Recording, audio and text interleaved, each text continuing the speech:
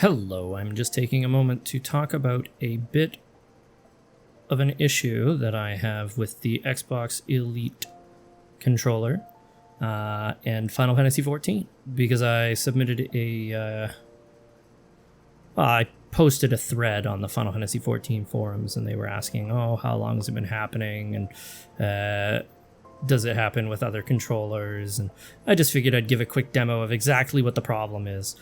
So I've got the Xbox accessories test mode enabled, which, as you can see, will show you exactly what I'm pressing and at what time I'm pressing it.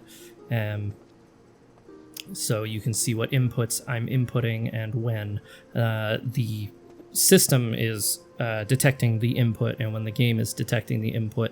The second being more for the cross hotbar. So if you watch the button pressed indicator and you watch the cross hotbar here, let me move it a little bit closer because I'm only going to use the right trigger. It does the same thing with the left and the right trigger, but this is what the problem is. So the point where the Xbox accessories test mode, and thereby my PC, recognizes an input from the controller differs from when Final Fantasy XIV registers an input from the controller. Allow me to demonstrate.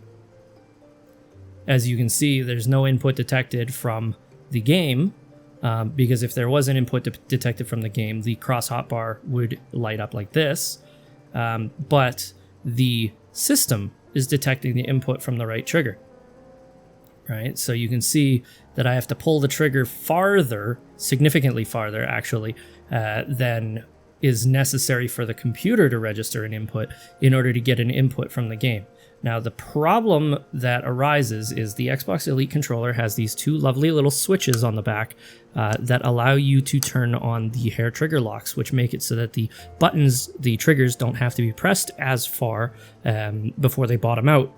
And what this does is, A, it reduces the travel distance inwards when you pull the trigger, and it also reduces the distance that the trigger has to rebound, or the distance that it has to travel in order to reset to completely open, in order to be ready for another pull.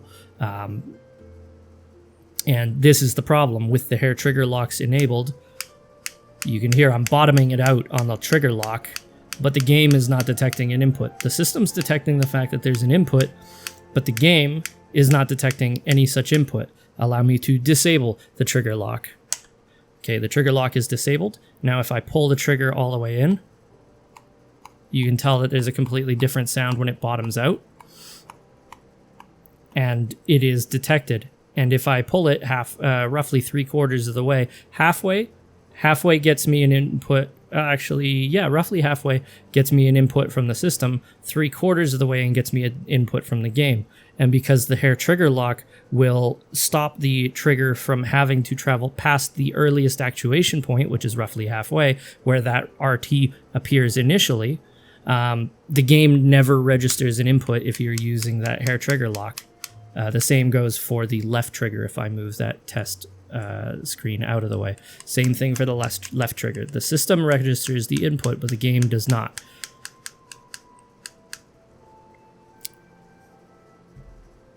And that's it.